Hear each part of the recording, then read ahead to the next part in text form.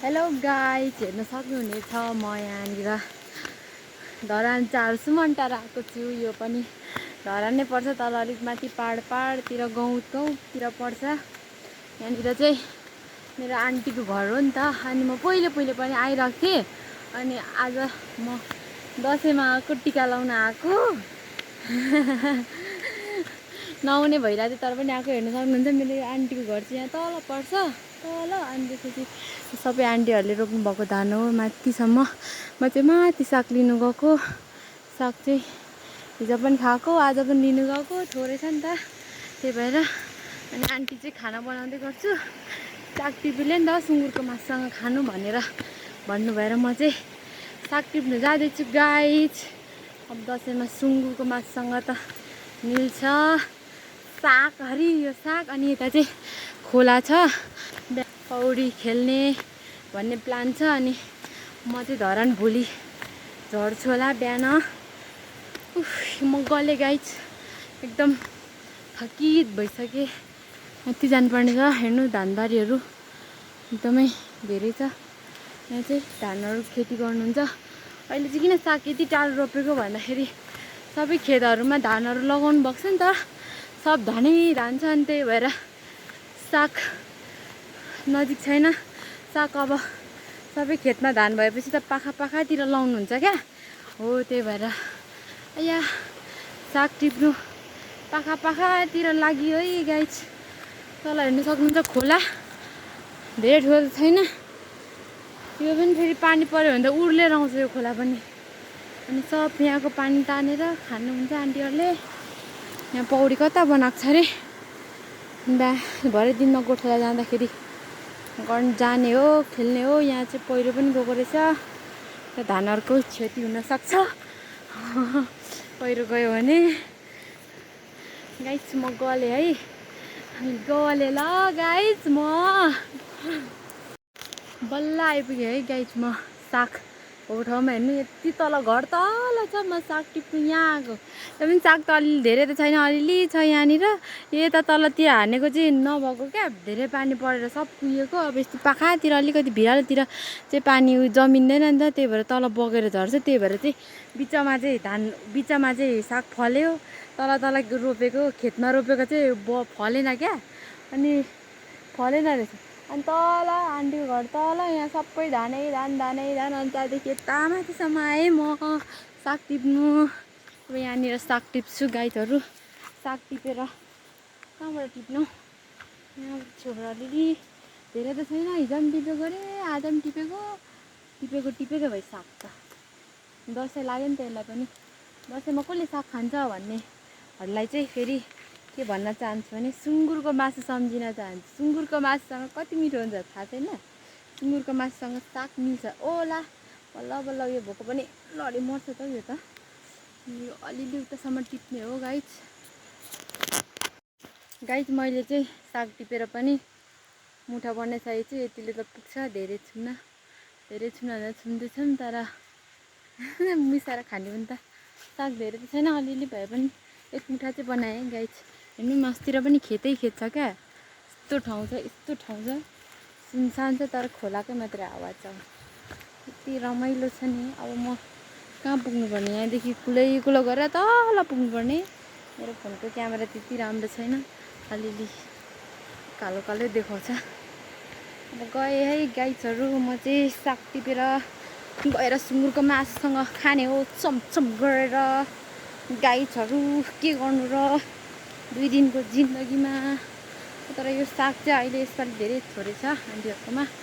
पछि चाहिँ फेरि यस्तो त कति यो धान अब काटेर उयो गरिसकेपछि त सागहरू सब्जीहरू मात्रै हाल्नुहुन्छ क्या, तोरीहरू।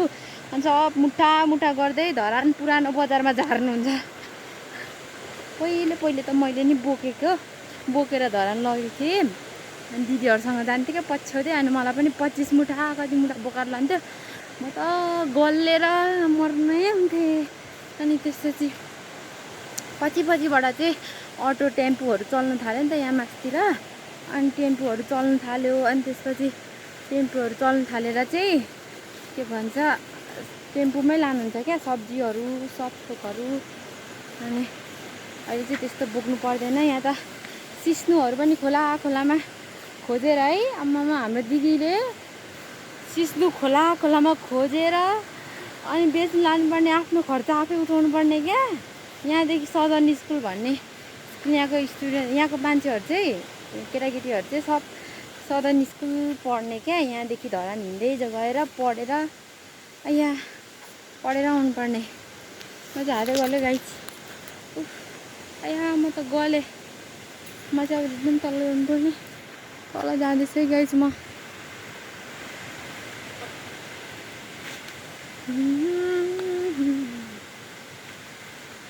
गलेँ गाइस, म एकछिन बस्न चाहन्छु, धानको बाला झुल्यो खेतैमा, नेपालीलाई सुहाउँछ लरीले जमरा रात टिकैमा। कति नराम्रो स्वर होला हौ मेरो।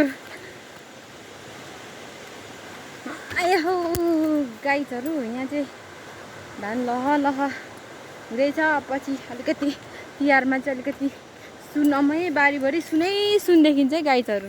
बारीभरि सुन टल्केको देखिन्छ। अनि यहाँ चाहिँ अब सयपत्री फुलहरू पनि क्या भोलि पर्सि यस्तो फुल्छ। यहाँ सबै खेतको छेउछाउमा सबै सयपत्री फुल पनि लाउनु भएको छ नि त। अनि यो चाहिँ पछि फुल्छ अनि मुठा बनाउँदै बेच्नु लाने क्या धरानमा। सब बजार झार्नुहुन्छ, धरान बजार झार्नुहुन्छ। अनि के भन्छ, धरान बजार झार्नुहुन्छ। यहाँ चाहिँ खोला छ। यहाँदेखि उता चाहिँ टेम्पो छ। यो खोलाले रोड बिगारेर, नत्र यहाँदेखि यस्तो रोड छ नि त यहाँ तल घर लाने। उता मात्रै छ टेम्पो चाहिँ ऊ परसम्म मात्रै छ। अनि के भन्छ, यहाँ खोलाले लग्यो नि त रोड त घरलाई पनि गुल्लुम लागेको छ। अनि त्यहाँदेखि चाहिँ ल्याउनु हुँदैन। अनि उतै राख्नुहुन्छ, त्यहाँसम्म बोकेर लग्यो। अनि त्यसपछि अब लडेर मर्छ होला गाई। यस्तो अप्ठ्यारो छ बाटो पनि। अनि खोला पुगेर आउँला गाइस। मेरो साग पनि बोकेर लानु पर्यो, मान्छेदेखि लगिदियो भने यति भएको खै। खोला पुगेर आउँदैछु ल गाइस। म तपाईँहरूलाई खोला पनि लान्छु, हेराउँछु खोलाको। अच्छा वाउ हेर्नुहोस्, जाडो छ। अलिक पहाड पर्छ नि त। मेरो चाहिँ हेर्नु सक्नुहुन्छ गाइस, खुट्टा त यस्तो भइरहेछ।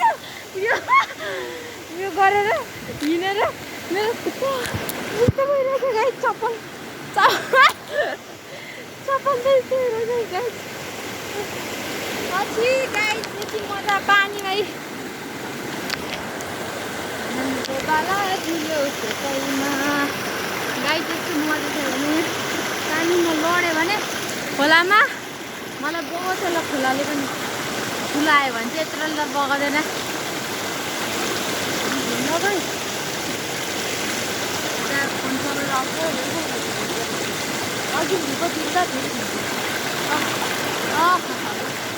मजा। मेरो सागको मुठा यहाँ छ है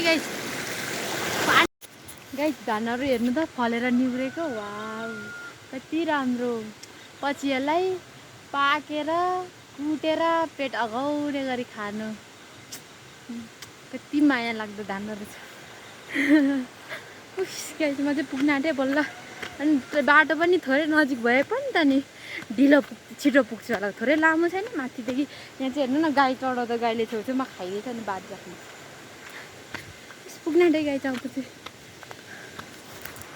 हाम्रो आन्टीको च्वाँची चाहिँ यहाँ सुतिरहेछ, हेर्नु सक्नुहुन्छ। यहाँ मस्त सुतिरहेछ अघाएर, चारो बिहानै खाएर।